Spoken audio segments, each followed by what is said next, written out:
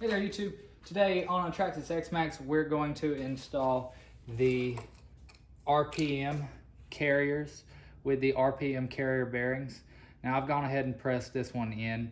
The bearings do not come pressed in, but first thing before you do that, it's always a good note to go ahead and use a small screwdriver or a pick and pick the blue gasket off of the bearing and put some bearing grease in here before that because they do not come greased.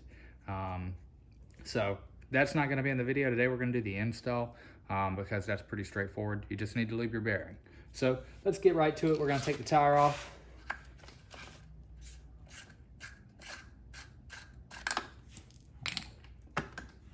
And first thing we have to do is pull the bolts that hold in the pins. The screws, not bolts, sorry.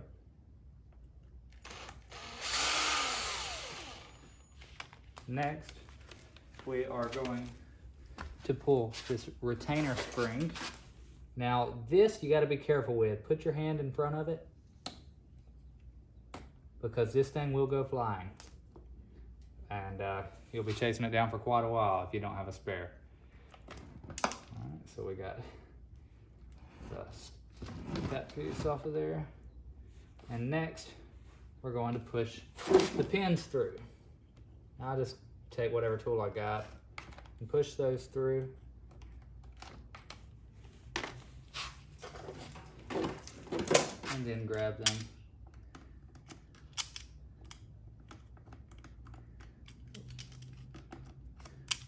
Slide it right out.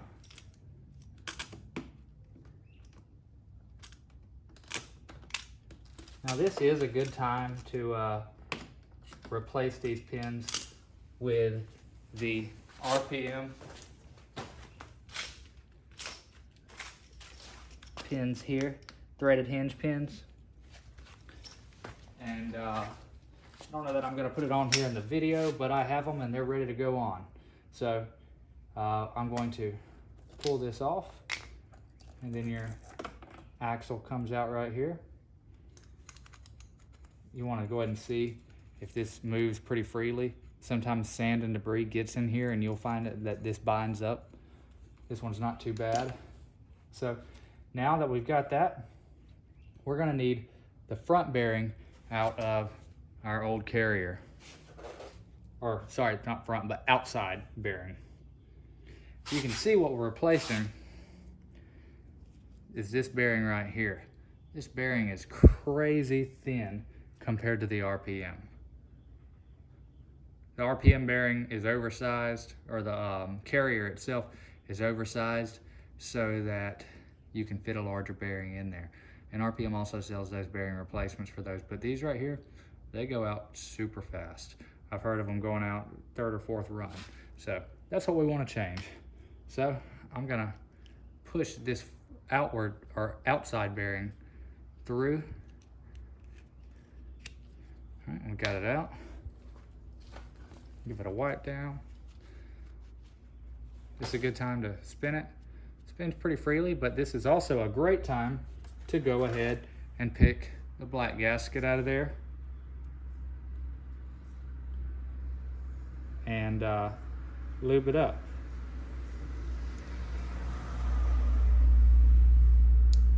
So I've got it picked out. There we go. Doesn't look too bad. No water in there. And I've got plenty of lube in here. Everything seems to be looking pretty good. So I'm going to go ahead and replace it. And it just presses right back on. And what we're going to do is we're going to push it into the RPM carrier here. From here, I like to go ahead and put the bottom pin in. And these are also labeled left and right on the bottom. There's R for right. And we are pushed through. Next, you're going to want to get your axle. Now, these hinge pins right here, they would push right through here. You may have to drill them out. I'm not 100% sure because I have not put any in yet, but it looks like it'll go right in, so you shouldn't have to. And you'll have a nut on the opposite side. So let's go ahead and take our axle, put it back in the slot, or push it into the bearing, then pop it in the slot. And now we're going to lower this control arm. Make sure this is lubed up, no dirt on there, looks good. Push it through. And next, we're going to get those screws in that we took out earlier. And what those do is they retain the factory pins in place.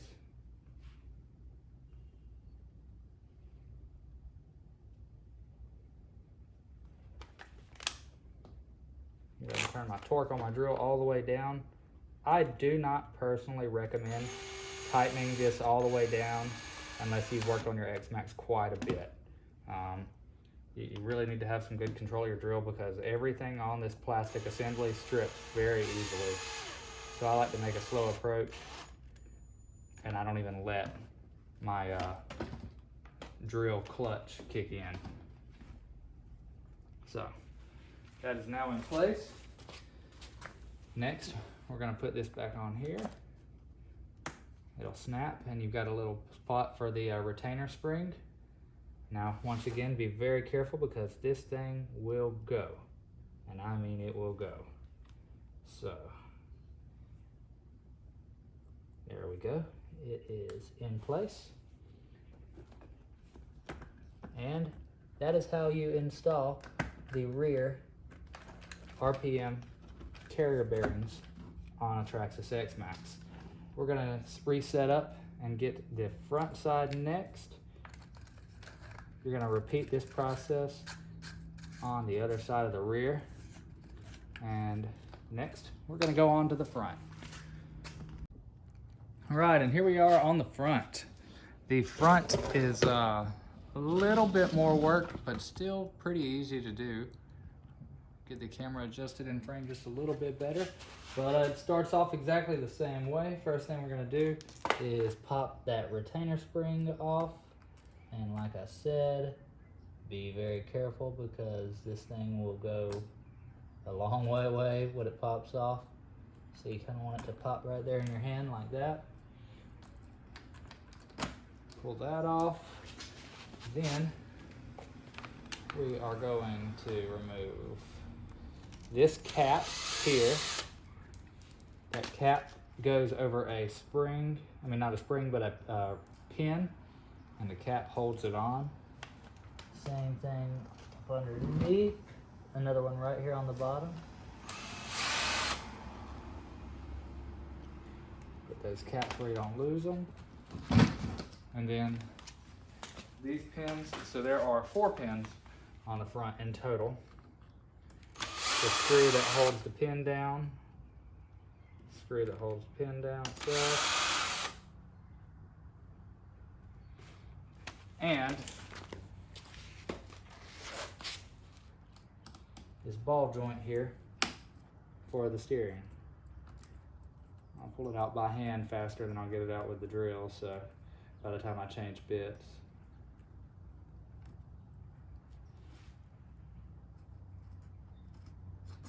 Alright, so that's out. Then we are going to push the pins.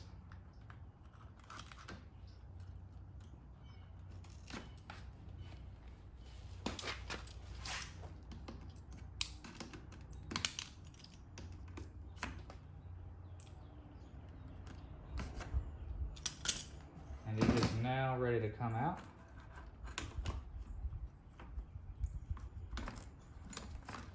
There we go.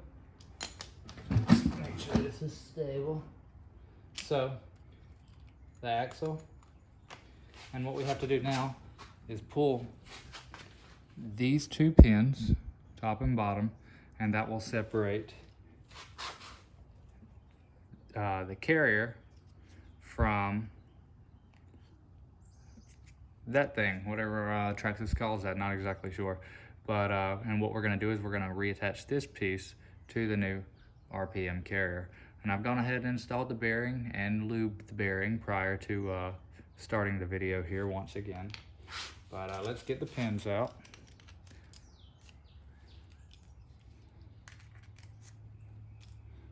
And now this will pop right off. This is the old. Now's a good time to go ahead and push out the bearing. It's easier to just push it from the back side. And here's our bearing. And as you can see, this bearing has actually lost one of its dust covers. So it's going to be time for me to replace that here very, very soon. But in the meantime, I am going to clean this out the best I can real quick. I'm going to spray some WD-40 in there really fast and see if I can get some of the dirt out just to make a run, because I do not have that replacement yet.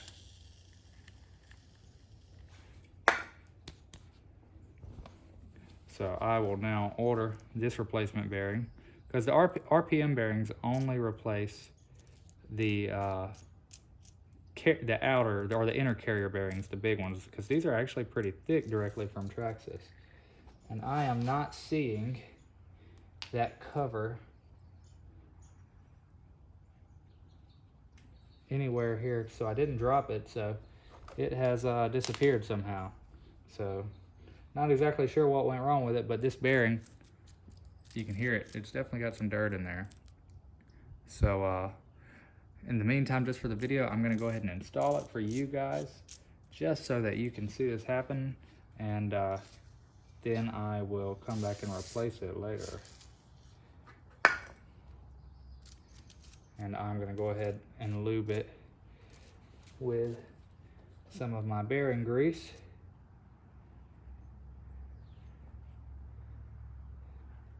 Just before I install it. I may take this on a run and go ahead and let this thing go kaput. But I am going to put it on the bad side on the inside. So that's snapped in place now. So sorry if that delayed our video any, but whenever you do this kind of stuff, that's when you find problems or something that's bad, is when you take it apart. So sometimes you never know until you get in there. So what we're going to go ahead and do is replace this part and get the pins in place. So you have to press it in just a little bit. There we go. And next we'll get our short pins.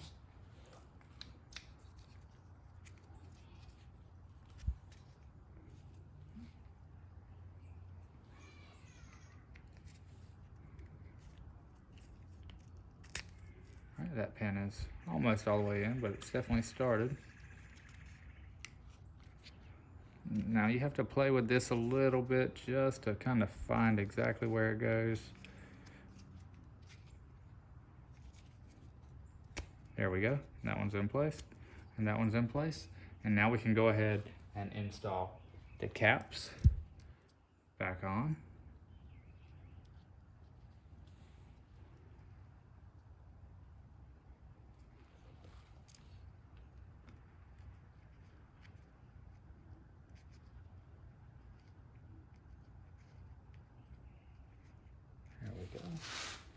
And with this, like I said, is really not something that you want to use power tools on.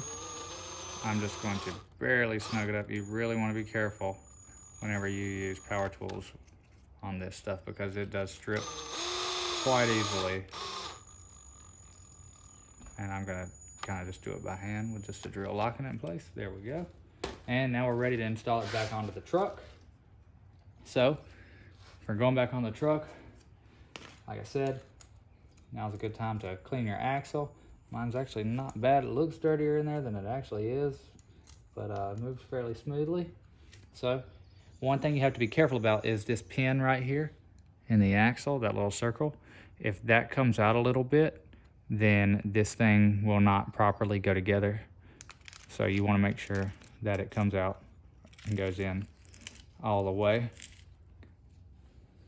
So from here, we need to go ahead and get a pin in an A-arm.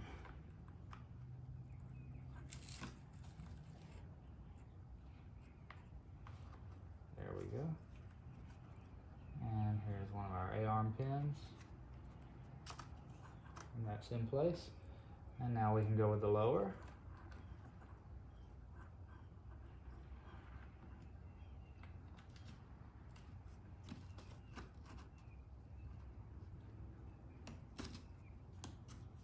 And they're pushed through. So we're going to get our screws that secure the pins in place.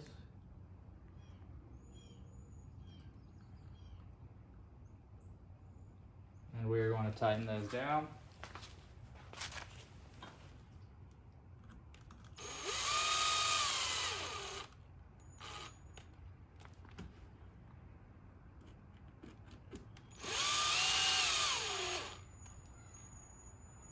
There we go.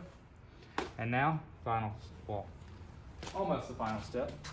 We're going to reinstall the ball joint for the steering and attach it.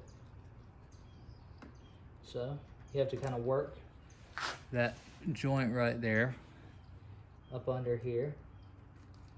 And I had it, and then I let it go. There we go. Get the screw going down.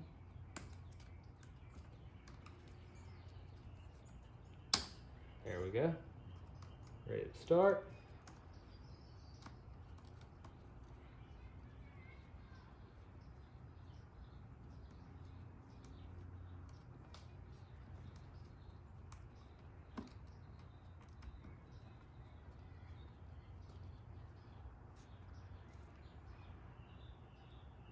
Locked in place. Pop this bad boy back on there. Had to give it a push because it will slide in and out a little bit so that you'll have enough room to get your circlip on there. Be careful with this. It might, who knows, if this is the last one you're doing, that might be the one where it goes flying. Luckily, that's not us today. We're back installed, back in place, ready to put the tire back on. And there you have it, guys. That is how you install the RPM oversized front and rear carriers. Locked in place. And let's see how she moves.